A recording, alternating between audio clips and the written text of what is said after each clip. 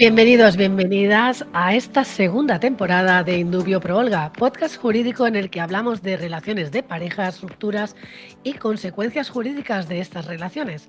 Contamos en cada programa con las mejores profesionales en cada ámbito y nos puedes encontrar cada 15 días en YouTube y en Spotify. Cada 15 días colgamos nuevos programas, nuevos podcasts de temática actual y de interés en los procesos de derecho de familia. Yo soy Olga Ortiz Moreno, abogada, y esto es Indubio Pro Olga. Y hoy tengo a dos invitadas especiales a las que les tengo un cariño absoluto, que las he conocido como miembro de AIJUDEFA, que es la Asociación Internacional de Juristas en el ámbito de familia. Y además, cuando las conocí, resulta que conocí a Daniela Orbitz, que ahora os la presentaré, en Chile, que fue mi primer congreso de AIJUDEFA. Daniela Orbitz está conectada, son las 8 de la mañana en Chile, así que le agradezco aquí el esfuerzo que está haciendo porque al final todas tenemos las agendas que tenemos y coordinarnos y estar aquí para mí es un privilegio que estéis las dos. Daniela Orbitz es abogada en Chile, ejerce como socia en Orbitz y compañía, es miembro de diferentes asociaciones internacionales de derecho de familia, expresidenta de AIJUDEFA, la asociación que os he comentado, y presidenta actualmente de la Comisión de Familia de la Unión Internacional de Abogados. Ambas, que ahora os presento a Carolina Marín Pedreño, que está conectada desde Londres.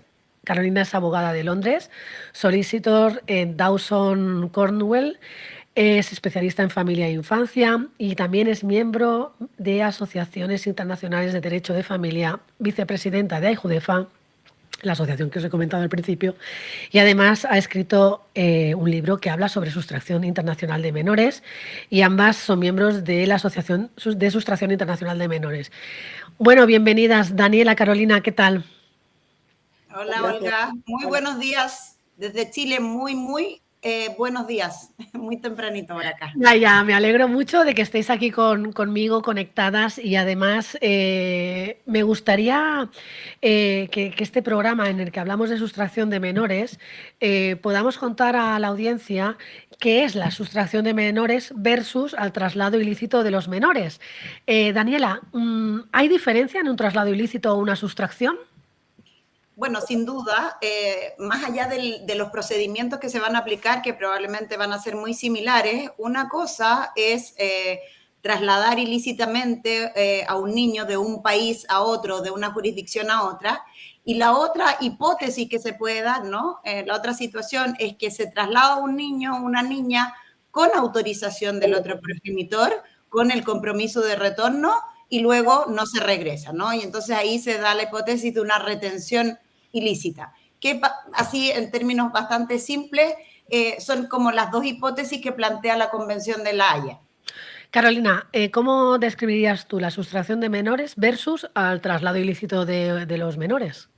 Sustracción internacional de menores, Olga, yo diría que es cuando hay un traslado parental, o sea, uno de los padres o uno de los progenitores que no es uno de los ¿cómo se dice en español? Familiares que ha cuidado del niño, pero no es progenitor y está cuidando del niño y se lo lleva sin el consentimiento del padre o madre que tiene la patria potestad sobre ese niño. Eso es un traslado ilícito. Y luego, como ha dicho Daniela, dentro del traslado ilícito podemos hablar de retención ilícita o traslado. Retención es cuando han salido con el permiso, pero han salido para un tiempo determinado y después de ese tiempo no han vuelto. Por ejemplo, me voy de vacaciones a Londres y Sí, no vuelvo. Sería un exactamente. traslado ilícito. Lo típico, echo mucho de menos a mi familia, necesito ir, o mi mamá se ha puesto enferma, me voy para 2 semanas, billete de ida y vuelta, pero pasan las 2 semanas y decido no volver. Ahí estamos hablando de una retención ilícita, que también es lo que se considera un traslado ilícito dentro del convenio de La Haya. Y si me voy a Chile 2 semanas, Daniela, y no vuelvo a casa, a España, por ejemplo. Bueno, Olga, una cosa que te quiero comentar que es simpático de esto, ¿no? Siempre cuando estamos juntos en AIJUDEFA, es que el español no es español en todas partes, ni el castellano, ni el venezolano, ni el chileno. Esto también yo creo que es importante para los auditores, que los términos, no solo el lenguaje ¿no? común de la calle, pero el lenguaje jurídico también tiene sus diferencias. Por ejemplo, ustedes en España hablan de custodia y patria potestad. Exacto. En Chile, la patria potestad es la facultad de administrar los bienes de los hijos, no tiene nada que ver. Se llama, lo que ustedes llaman custodia, se llama cuidado personal. Y entonces, estas diferencias lingüísticas a veces nos confunden, pero finalmente llegamos a los mismos términos que son los relevantes. Y en la pregunta que tú me haces, efectivamente, se viene a Chile, dice, como dice Carolina, que es lo que nos suele suceder, ¿no? Que echaba mucho menos a la familia, que en el lugar donde estaba no conoce a nadie, etcétera, y no quiere regresar. Se aplica absolutamente la Convención de la Haya sobre sustracción internacional de menores. Pero Carolina, ¿Inglaterra tiene algún punto de inflexión o se aplica igual el convenio de la Haya? Porque los tribunales ingleses en AIJUDEFA a veces comentamos que también tampoco están dentro del marco del reglamento 1111/2019, que es de la Unión Europea. ¿Cómo se aplicaría en Londres esto de no he vuelto a España y me quedo en Londres a vivir con mi familia? Sí, el convenio de la Haya son 103 países, Olga, que lo tienen, que son firmantes. No tiene nada que ver con lo que es instrumentos regionales como dentro de la Unión Europea. Entonces, Inglaterra, igual que España, es uno de los primeros países que firmaron en los 80 y cada país no tiene la obligación de legislar específicamente sobre sustracción internacional de menores, pero los que han legislado lo aplican mejor el convenio. O sea, es como un paraguas que nos protege a todos de esta sustracción y cada país tiene la obligación de aplicarlo, ¿no? Pero algunos lo aplican mejor y otros peor. Olga, y ahí entraremos ahora después a ver que según también la lotería, dónde se llevan a tu hijo, hay veces que vuelven muy rápidos, los que no vuelven y los que es imposible incluso localizar. Sí, aquí tengo apuntado lo que se llama la innovación a veces en función de la custodia que dé el país al que me traslado. Es decir, mecanismos de innovación o de instrumentos donde yo me voy a otro país que sé que me va a proteger y me llevo al niño o a la niña y me quedo allí, que eso también nos lo encontramos. Antes de llegar a ese punto, ¿qué pasa cuando los padres tienen diferentes nacionalidades y, por ejemplo, viven en Chile durante un tiempo? ¿Cuánto se considera residencia? ¿O viven en Londres durante un tiempo? Porque eso también importa. La residencia es importante, ¿no?, para la aplicación de ese convenio y ese traslado ilícito. Daniela, ¿cómo sería allí? A ver, el convenio habla de residencia habitual y el concepto que se ha acuñado es lo de centro de vida. ¿Dónde están los lazos de vida de ese niño o niña respecto del cual recae este procedimiento? Entonces, siempre planteamos como caso qué pasa cuando una mujer embarazada, por ejemplo, se traslada y tiene al bebé en otro lugar. Después de vivir 5 años como matrimonio en España, se trasladan a Chile y el bebé nace en Chile. Entonces, ese es de los casos muy complejos, porque ¿dónde está la residencia? ¿Dónde está el centro de vida de ese niño recién nacido, no? Esos son los casos como de alta complejidad. Por regla general, ¿qué elementos vamos a verificar? ¿Dónde iba al colegio? ¿Dónde tenía su casa? ¿Dónde tenía los controles pediátricos? ¿Dónde estaba registrado en el municipio? Etcétera, ¿no? Esos son los elementos que nos van a permitir establecer cuál es esta residencia habitual. Porque imaginamos familias que, ahora iré a por ti, Carolina, también con el tema, que se trasladan por trabajo solo por 2 años. Entonces, claro, de repente la persona, mujer o hombre, que se ha trasladado a trabajar a Chile o a México o donde sea, y dice, bueno, pues ahora yo no quiero volver. Claro, eso también sería cuestión o cuestionable en relación a esos menores que hemos trasladado por trabajo, pero que yo vivo en España o vivo en Londres y yo solo me he ido por 2 años para acompañar a mi marido al trabajo, que estos son supuestos de hechos que nos encontramos. Al final tendremos que firmar un compromiso en el que, oye, yo te acompaño 2 años, pero luego yo me vuelvo, ¿o cómo se haría? El concepto que nos ayuda a nivel internacional para saber qué país tiene competencia es lo de la residencia habitual. Por eso lo de los 2 años lo puedes acordar, lo puedes firmar, lo puedes ir ante un notario, pero una vez que está el niño en Chile, vamos a decir, por 2 años, ya España pierde la competencia. Entonces, si de repente ese acuerdo no se piensa que es en el mejor interés del niño volver a España, tienen que presentar una demanda en Chile diciendo, hubo un acuerdo, yo quiero que el niño vuelva, pero tiene que haber un estudio sobre si es mejor para el bienestar de ese niño en ese momento volver a España. La residencia habitual es la clave. Hay que olvidarse de nacionalidades, de todo. Sí, esto es la residencia habitual. Porque es importante, porque muchas consultas en el despacho son porque se han trasladado durante un periodo corto a otro país corto, 1 año o 2, y luego dicen, pero es que quiero volver. Y dices, no, es que estás ahí en tu residencia. Pero yo soy español. Digo, no, pero es que tu residencia está allí. Londres, Carolina, me traslado a trabajar con mi marido o me traslado yo, mi marido se traslada y los niños. Ellos Sí. quieren volver y yo llevo un año en Londres o 6 meses. ¿Cómo gestionamos en Londres? Porque también hay muchas familias que se trasladan a Londres a trabajar. Si no te pones de acuerdo, tienes que presentar una demanda en Londres pidiendo permiso para el traslado lícito, o sea, cambio de residencia.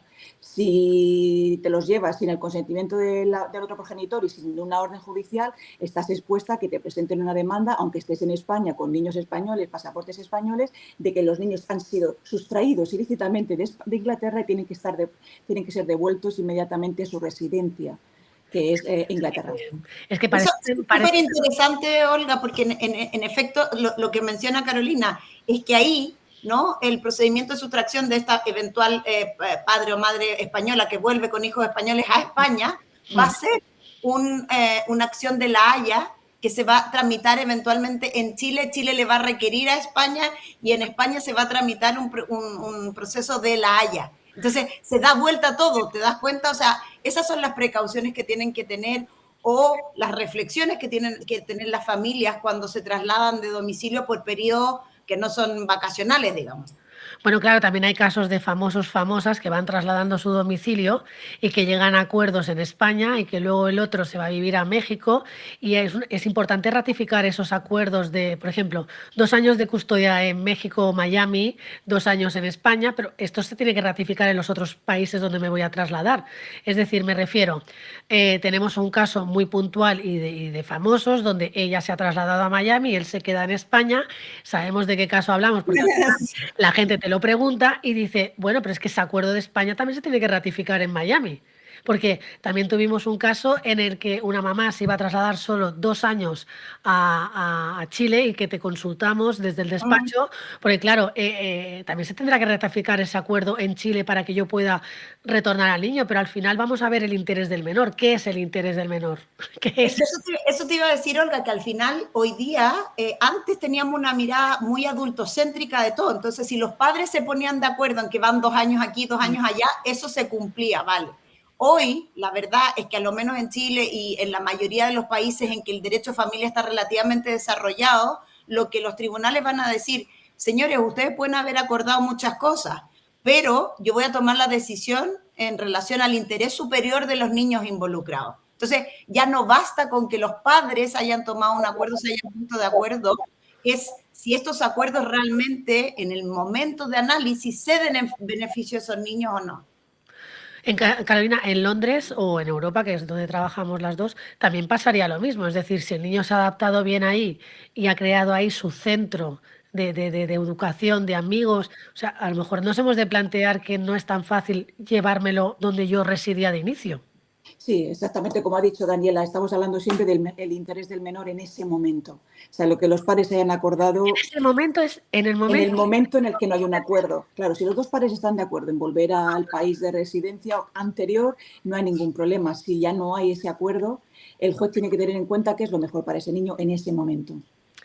Pero esto también pasa porque ahora estamos hablando de transnacional, pero también pasa a nivel nacional.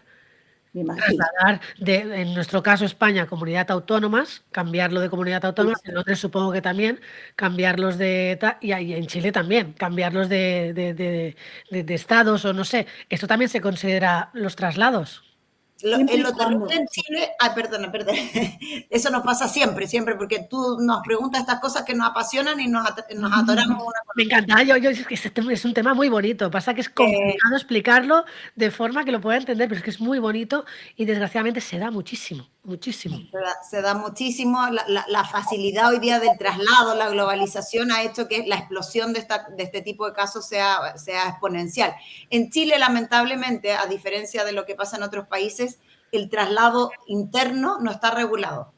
Y entonces quien tiene el cuidado personal finalmente tiene bastante libertad para trasladarse y para los que, bueno, me imagino todos saben, ¿no? Pero Chile es un país muy, muy flaquito y muy, muy, muy largo y Sí. por lo tanto la distancia entre el extremo sur y norte es mucho peor que trasladarse a vivir entre Italia y no sé, y Polonia, ¿me entiendes? O sea, son distancias muy, muy largas que obstaculizan mucho las relaciones de familia, pero lamentablemente en Chile el traslado interno no está regulado porque somos un país unitario.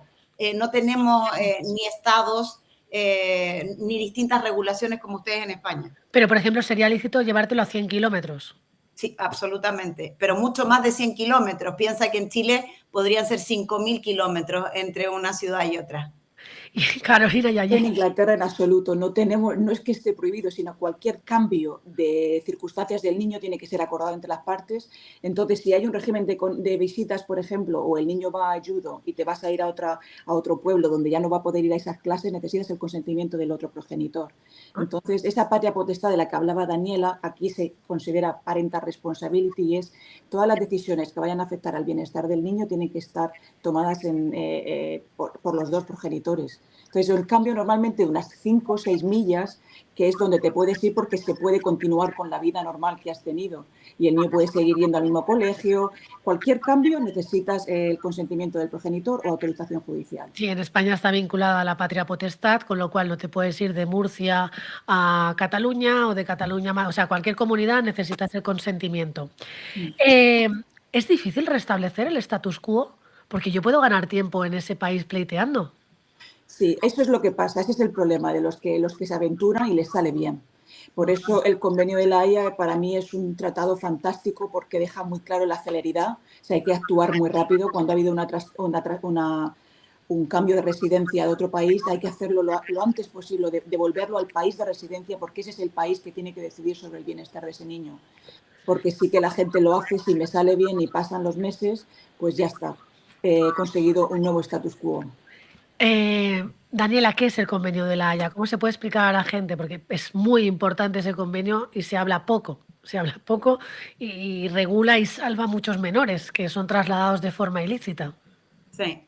A ver, tratando de simplificarlo y que la gente realmente pueda retener porque yo podría hacer aquí una definición jurídica que me parece que no es el objetivo, ¿no? Pero las convenciones internacionales es lo mismo que las leyes internas, simplemente que son leyes, ¿no? O regulaciones en las que varios países nos ponemos de acuerdo porque son asuntos de interés universal. Y eso yo creo que hay que siempre volver allí, ¿no? A que hay un interés universal en que todos los legisladores, todos los países nos hemos puesto de acuerdo en que es importante respetar. ¿Y cuáles son esos principios que esta convención trata de respetar? Primero, un respeto por otras jurisdicciones, el respeto de Chile por España, de España por Francia, por Alemania, por cualquier otro país. O sea, yo reconozco que otro país también tiene un sistema con jueces, con abogados, que es capaz de proteger y entender la situación de un niño o niña. Y entonces, ¿qué es lo que nos dice este convenio? Dice, si usted saca a un niño de manera ilícita de un país, y la ilicitud va a depender, como decía Carolina, de uno de los pegados de su cuidado, y cuáles son los requisitos de cada país para hacer ese traslado, porque eso también es importante. Eso ya es legislación local. Pero dice, si usted lo hace ilícitamente, ¿no? Al lugar donde usted se traslade o donde se trasladó y del cual no quiere regresar sin permiso, allí, ¿no? Ese lugar tiene que analizar cuál es la residencia habitual de ese niño y decidir si era otro país donde era la residencia habitual, decirle, señores, ustedes se devuelven o se devuelve solo este niño o niña, ¿no? Para discutir todos los temas que tengan que discutir en el país de residencia habitual. Básicamente eso es la convención. La convención no va a entrar o no debería entrar a conocer temas de fondo, de quién tiene o sea, es si habían derechos de custodia o de visitas o de régimen de contacto, dependiendo del país, como le llamen el concepto, ¿no? Y se han burlado sin autorización, entonces hay que volver a discutir de dónde salieron, porque esa era su residencia habitual. En términos bastante bizantinos, no, porque es que así se entiende al final. Carolina, pero entonces te pregunto a ti, que has escrito el libro sobre sustracción de menores, ¿qué es esto de la autoridad central? Porque ya te digo yo que no es tan conocido como parece. En nosotros o en los fueros donde nos movemos hablamos mucho de esto, cómo articular. ¿Qué dice ese convenio de la Haya? ¿Qué es esto de la autoridad central? Vale, quien redacta el convenio de la Haya es la Conferencia de la Haya, ¿no? Que es como una oficina dentro de Naciones Unidas que redacta sobre derecho internacional privado. Cuando redactan este convenio, para que se aplique, dicen que cada país firmante tiene que asignar una oficina que se va a llamar Autoridad Central y tramita estas solicitudes. Por ejemplo, un niño sustraído de España a Chile, la Autoridad Central Española le pide a la Autoridad Central Chilena que ese niño está ilícitamente en Chile y tiene que ser devuelto. Luego, ¿quién es esta oficina? Cada país elige si es dentro del Ministerio de Justicia, dentro del Ministerio de Educación. Por ejemplo, en España está dentro del Ministerio de Justicia. En Rusia, la autoridad central es dentro del Ministerio de Educación y tienen varias autoridades centrales. Pero es un organismo administrativo que solo tramita las solicitudes de país a país. O sea, un vecino, un padre que viene y te dice, se han llevado a mi hijo a Estados Unidos, tu primer paso es contactar con la Autoridad Central Española, que es la que, siempre que el país donde se han llevado al niño sea país firmante del Convenio de la Haya. Hemos dicho que ya son 103 países. Entonces, la Autoridad Central se lo va a comunicar a la Autoridad Central de Estados Unidos. Y luego tienen muchas más funciones. Hay países, por ejemplo, que es obligatorio que la persona que pide el retorno de su hijo tenga asistencia jurídica gratuita, que no pague nada porque es víctima de ese traslado, ¿no?, ilícito.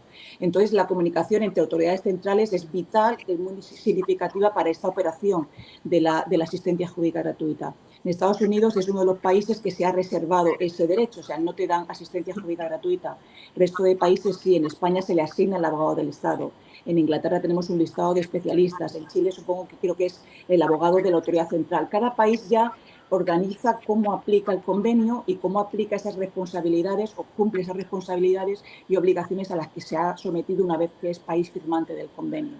Pregunta que me hacen, ¿es posible hacer simultáneo autoridad central y juzgados? Hacer simultáneo... Autoridad central y juzgado. Eso es una pregunta, pero así casi como es la pregunta clave que nos llega a preguntar por aquí. Efectivamente, la gente a veces dice, no, es que tengo que esperar que las autoridades centrales hagan las comunicaciones antes de operar. No, uno puede inmediatamente, por ejemplo, recurrir a un abogado, a lo menos en Chile, ¿no?, a un abogado privado, ir y decirle, miren, tengo esta situación, y uno hace el requerimiento. Evidentemente, contar con los requerimientos de las autoridades centrales respectivas es muy importante, porque la autoridad central es una especie de filtro de revisión si se dan los presupuestos para la aplicación de la convención o no, ¿no? Incluso hay un artículo ahí bien controversial en que pueden emitir un certificado que ayuda dentro de los procedimientos. Entonces, pero no es que es o voy a la autoridad central o voy al juzgado, no opera así. Me gustaría añadir, Olga, que ahí hay que llevar cuidado porque hay países, por ejemplo, que si no vas por medio de la autoridad central, el juzgado de ese país va a interpretar como que no cumple los requisitos para pedir el retorno. Entonces, siempre asesorarte con un abogado de ese país, de Bulgaria, de Lituania. Si tienes que hacer primero la solicitud a la autoridad central y luego el abogado privado, si no pasa nada, si vas directamente con el abogado privado. Como ha dicho Daniela, muchas veces lo mejor es el abogado privado y directamente al juzgado, pero que lleve cuidado la gente porque la interpretación del país que va a decidir si tu hijo vuelve o no puede ser bastante relevante, el haber excluido a la autoridad central. Para acabar, que ya han pasado casi 25 minutos, no os lo vais a creer lo rápido que es. Sí. ¿Existe el denominado nacionalismo jurídico, la tendencia a amparar al sustractor por parte de las autoridades del país receptor? Menos. Yo diría que menos. Nos ha dejado mudas. Yo diría que la antes... La última pregunta de Ala, ahí lo dejó. Yo antes lo veía más en España, lo veía mucho en Europa y ahora se está viendo en países, por ejemplo, Rusia. Sí, Olga, tenemos ese problema. Claro, porque depende de qué nacionalidad puedes jugar a eso. Sí, yo creo que eso va mutando. Como dice Carolina, esto al final es casi un problema más político que jurídico, ¿no? Esto del nacionalismo jurídico. Sí. Porque tuvimos países, por ejemplo, se van a enojar los amigos brasileños, pero Brasil era un país muy malo retornando y sigue teniendo cierta dificultad. Chile, si tú me preguntabas hace 20 años atrás, yo creo que nunca devolvió a un niño. Hoy no, por el contrario, hace una revisión, tiene una buena aplicación del convenio, pero este es un problema que va mutando y yo creo que al final lo que decía Carolina en el comentario anterior es vital. Yo puedo dar un muy buen, hacer una muy buena referencia respecto a cuál es la situación en Chile y qué es lo más recomendable en Chile.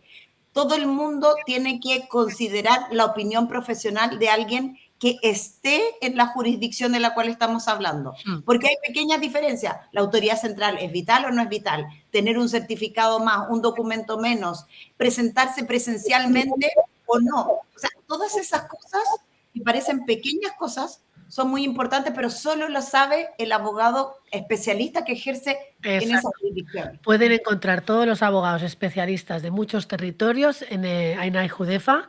Hay un listado de grandes profesionales que les pueden ayudar, porque hemos de dejar claro, es súper importante la especialidad del abogado y no perder el tiempo. En estos casos, el tiempo, los meses, ya estaríais conmigo, ¿no?, de que son importantísimos. Bueno, pues aquí cerramos este podcast. Muchas gracias. Nos veremos en el siguiente podcast, que se grabará también de aquí 15 días con vosotras. Y además coincidirá seguramente con el 20 de noviembre, que es del tema que vamos a hablar, de la Convención sobre los Derechos de los Niños, que será el próximo. Muchas gracias por estar conmigo y nos vemos en breve. Muchas gracias, Olga. Un abrazo.